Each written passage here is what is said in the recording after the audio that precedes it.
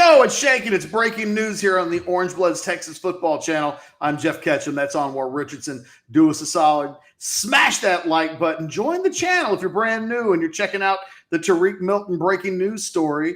Yeah, subscribe to the channel. Always make sure that when there's breaking news, you allow us to cover it for you. Again, I'm Geoff Ketchum. That's Anwar Richardson.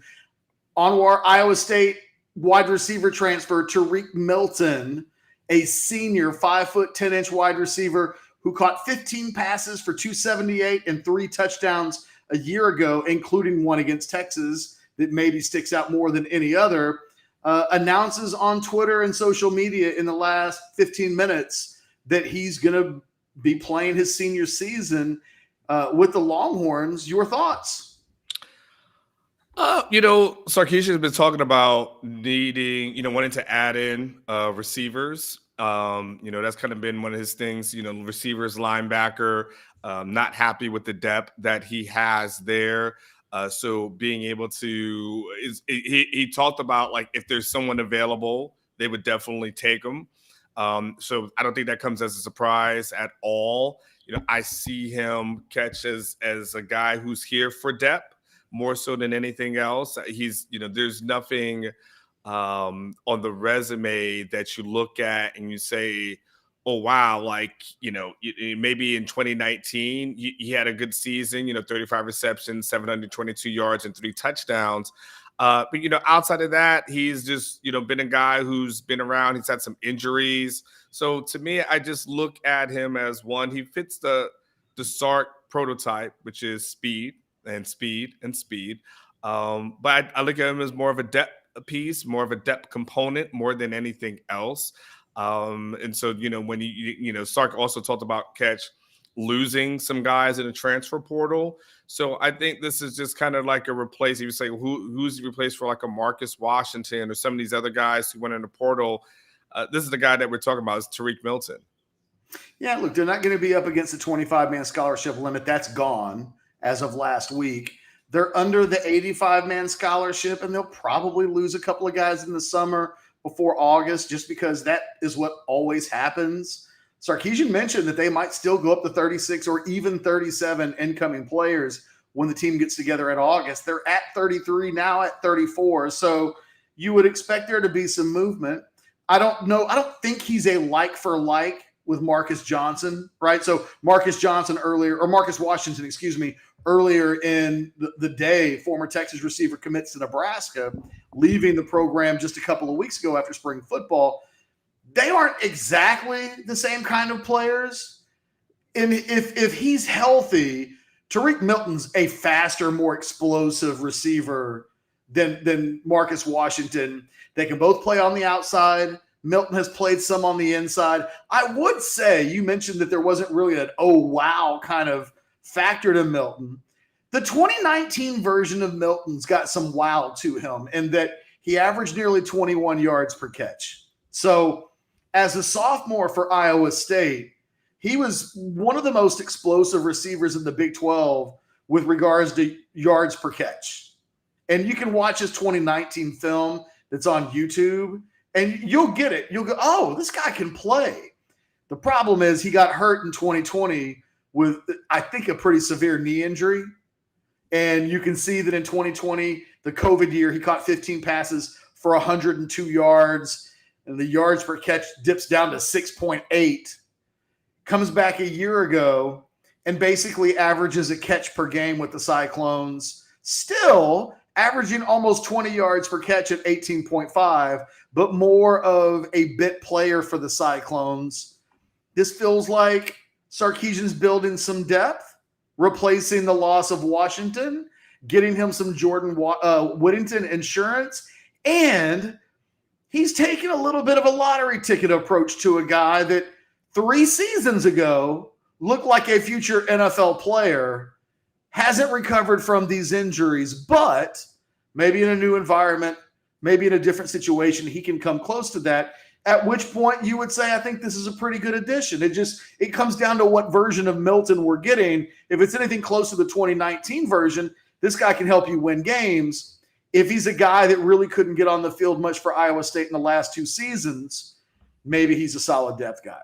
I mean, yeah, for a career, he's got 1,500 yards, 7 touchdowns, right? So you can't sneeze on that. Like that's very productive. It's a good career, so far. But there was also, there's also the, he was at Iowa State, and it's for whatever reasons things didn't work out. There's also guys ahead of him on the depth chart, so that happened to him as well. So he feels the squeeze. And a lot of times the guys going to transfer portals, you have the studs, you have the standouts, but you also have the guys who it just wasn't working at their program for whatever reasons, and have to go somewhere else. Your hope is, like, to your point, Ketch, if he's healthy and can contribute and can take the top off, like 100%, another fast, speedy receiver, and give it. I still sometimes I'm like, you got any offensive lineman? No, okay. Well, we'll just. Do you want to talk about the fact that where's the defensive help, Anwar? We were talking about that this morning, about that need, and it's like, okay, like it's fantasy football at this point, Catch. You just keep adding in receivers and adding, you get a couple of running backs, but you just add in receivers in fantasy football, and that's what it's looking like. But if Sarkisian wants to build up that side of the ball, he's not happy with the side of that depth. And look, offensive-minded coaches always lean towards trying to improve on offense, and defensive-minded coaches always want to try to add in defensive players, right? So that's just what happens. It's good for him. I think he comes in as a grad transfer, Catch, if I'm correct, because he talked about, if I'm correct, finishing his graduate degree here at Texas. So he said, I'm grateful and honored to continue my graduate studies and finish my collegiate career at the University of Texas. So I imagine this is probably like a 1-year deal if this is what he's looking at. So, I mean, look, if that's what he wants, that's what they get. I mean, you still can't ignore, though, for me, Catch, when I look at the receiving room and I really look at the receiving core, and I still see Xavier Worthy, I still see Isaiah Nayor, I still see Jordan Whittington. Like, I see that as, some of the, the top guys that are there. You got to see what happens with Troy Amiri and Jaden Alexis if they come back healthy.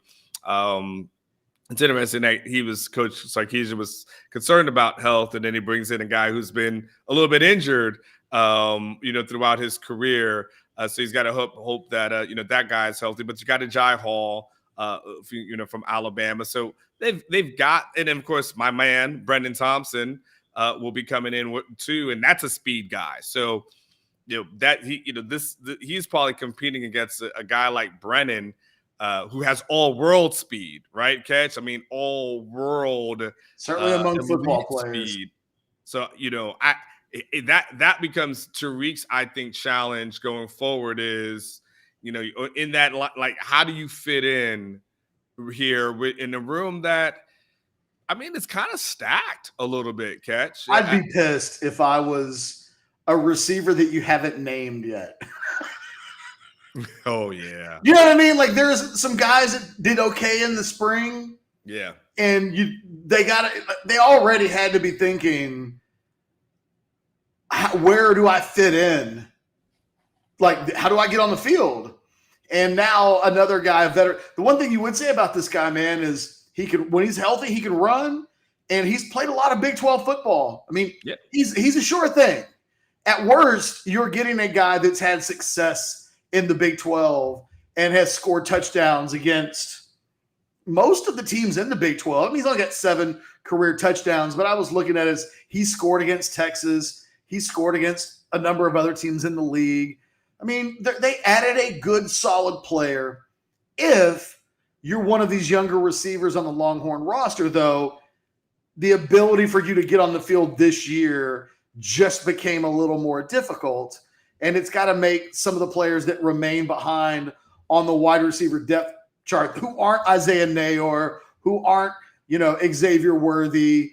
If you are Casey Kane, Jaden Alexis, even a guy like Troy O'Meary, you're probably wondering, like, oh, how do I get on the field if I'm healthy and ready to play?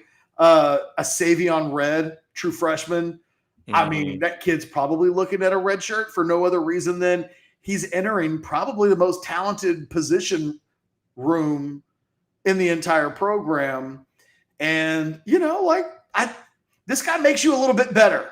How much better?